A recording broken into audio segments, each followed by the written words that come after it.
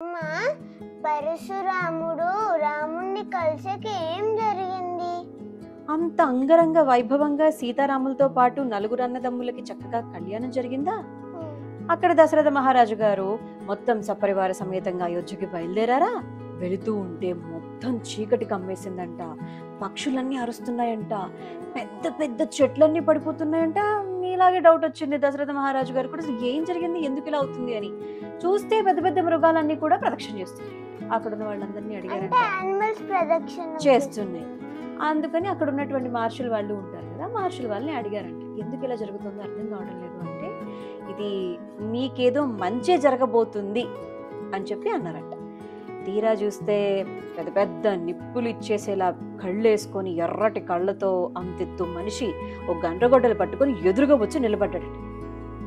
శ్రీరాముల వారి వైపు చూస్తూ, ఏదో పాత శివధనుస్సుని తీసేసి వీరు చేసి గొప్పవాడని చెప్పి ఫీల్ అయిపోతున్నట్టున్నావు నువ్వు, ఇదిగో నా విష్ణు చాపం ఇస్తున్నాను, ధైర్యం ఉంటే దమ్ము ఉంటే దీన్ని విరుచి చూపించు అని చెప్పి రాముల వారికి ఇచ్చారట.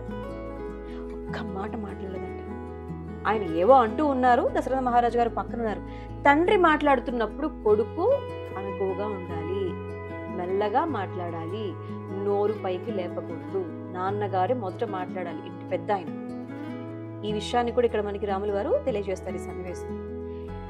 వెంటనే ఆయన ముందుకొచ్చి విష్ణు చాపాన్ని పరశురాముల వారి చేతిలో నుంచి తీసుకున్న తరువాత శ్రీరామచంద్రమూర్తి ఎలా కనిపించారంట పరశురాముల వారికి? సాక్షాత్తు శ్రీ మహావిష్ణువులా కనిపించారట, పరిపూర్ణ అవతారంలో అన్నమాట. ఆ సంపూర్ణ అవతారాన్ని చూసిన తర్వాత ఇక ఆయనకు అర్థమైపోయింది, సాక్షాత్తు శ్రీ మహావిష్ణువే రామావతారంలో వచ్చారు అని చెప్పి వారిని వేవేల కొనియాడుతూ, వేనోళ్ల కొనియాడుతూ ఆయన గొప్పతనాన్ని కీర్తించి, ఆనందించి, సంతోషించి వాళ్ళందరినీ, అక్కడున్నటువంటి భార్యాభర్తలందరినీ కూడా దీవించి వెళ్ళిపోయారట.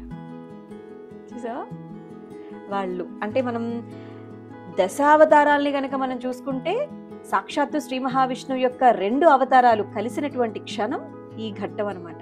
శ్రీరామచంద్రమూర్తి, పరశురాముడు ఇద్దరు కూడా శ్రీ మహావిష్ణువు యొక్క అవతారాలే కదా. సో వాళ్ళిద్దరూ కలిసినటువంటి మహా అద్భుతమైన ఘట్టం అని చెప్పాలి. ఇక మాట్లాడుకోవాల్సిన విషయం ఏంటంటే, ఇక్కడి నుంచి అయోధ్యకి చేరుకుంటారు దశరథ మహారాజు గారు.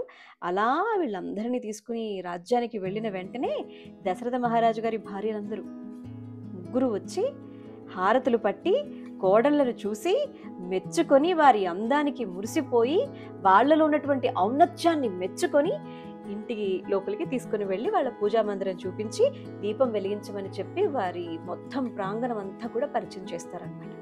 ఆ తర్వాత ఎంతమంది అయితే గనక అయోధ్యలో ఉన్నారో పుర ప్రజలందరికీ కూడా వీరితో అందరికీ కొత్త బట్టలు పెట్టించారంట. సీతారాములు అంత పెద్ద వైభవాన్ని ఆనందించిన తర్వాత ఆ ఇంట్లో కోడళ్లతో, కొడుకులతో, రాజప్రాసాదం అంతా కూడా ఆనందంతో మునిగిపోయి సంతోషంతో ఉండేసరికి దశరథ మహారాజు అంతటి వారు కూడా ఇంకా ఆనందాన్ని, ఇంకా ఇంతకు మించిన ఆనందం నా జీవితంలో పొందలేనేమో అని చెప్పి సంతోషిస్తూ కాలాన్ని గడుపుతున్నటువంటి సందర్భం. 4 కొడుకులు 4 కోడళ్లతో మొత్తం రాజప్రాసాదం అంతా కూడా ఆనందంతో మునిగి తేలుతూ ఉంటే గనక అంతటి ఆనందాన్ని అనుభవిస్తున్నటువంటి దశరథ మహారాజు గారి జీవితంలో ఆ తర్వాత ఏం జరిగింది, రాముల వారు సీతమ్మ తల్లి జీవితంలో ఆ తర్వాత ఎటువంటి కథలు వారికి సంభవించాయి కదా, తెలుసుకోవాలి కదా మనం. తర్వాత సీతారాములు ఏం చేశారు, ఏం జరిగింది అనేది ఆ వివరాల్లోకి వెళ్ళి అయోధ్యకాండలోనికి ప్రవేశిస్తూ ఆనాటి అప్పటి కథల్ని తెలుసుకోవాలంటే ఏం చేయాలి? Like, share, comment and first subscribe చేయాలి. నువ్వు నేను ఒక కథకి. బాయ్.